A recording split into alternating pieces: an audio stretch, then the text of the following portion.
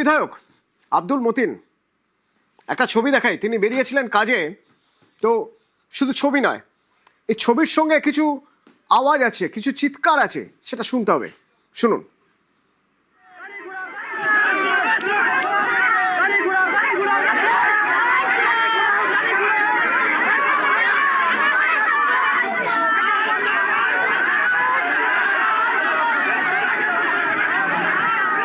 কেউ go back slogan দিচ্ছেন, কেউ চোর চোর স্লোগান দিচ্ছেন, কেন?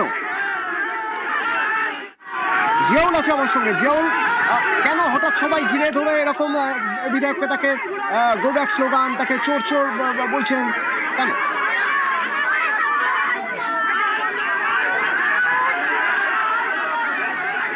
গ্রামে যোগদান করতে গেছিলেন হাওড়ার বিধায়ক আব্দুল মতিন সাহেব, কিন্তু সেই গ্রামে বা সেই এলাকায় তারপরেই কিন্তু তাকে চোর চোর স্লোগান এবং গো ব্যাক স্লোগান, ফলে তিনি অশান্ত করানোর জন্য এলাকায় এসছেন এবং একাধিক যে তৃণমূল নেতারা যে একাধিক জায়গায় দুর্নীতি করেছে, চুরি করেছে, তার জন্যই তাকে চোর চোর স্লোগান এবং এলাকায় ঢুকলে এলাকায় অশান্ত হতে পারে এই স্লোগান দিয়েই কিন্তু এলাকার সাধারণ মানুষ তারা কিন্তু গো ব্যাক স্লোগান এবং চোর চোর স্লোগান দেয় আব্দুল মতিন অর্থাৎ হাওড়ার বিধায়ক, বর্তমান বিধায়ক, তাকে লক্ষ্য করে। ফলে বেগতিক থেকে তিনি সেখান থেকে তার গাড়ি ঘুরিয়ে নিয়ে বেরিয়ে যান, কিন্তু পুলিশের সামনে যেভাবে একেবারে বর্তমান বিধায়ক, হাওড়ার বিধায়ক আব্দুল মতিনকে হেনস্থা এবং তাকে চোর চোর স্লোগান এবং অন্যদিকে গো ব্যাক স্লোগান, অর্থাৎ এলাকায় শান্ত পরিবেশকে অশান্ত করানোর জন্য বিধায়ক এলাকায় এসছেন এই সরকারি প্রোগ্রামে, ফলে তাকে কোন রকম ভাবে এলাকায় ঢুকতে দেওয়া হবে না, ফলে তাকে এই এলাকা থেকে ছাড়তে হবে।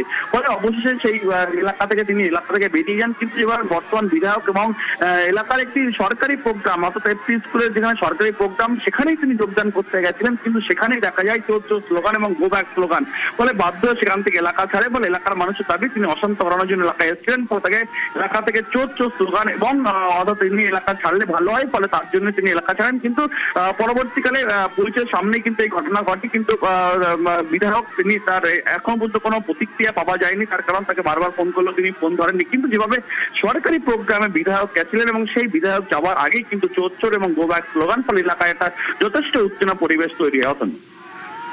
ধন্যবাদ।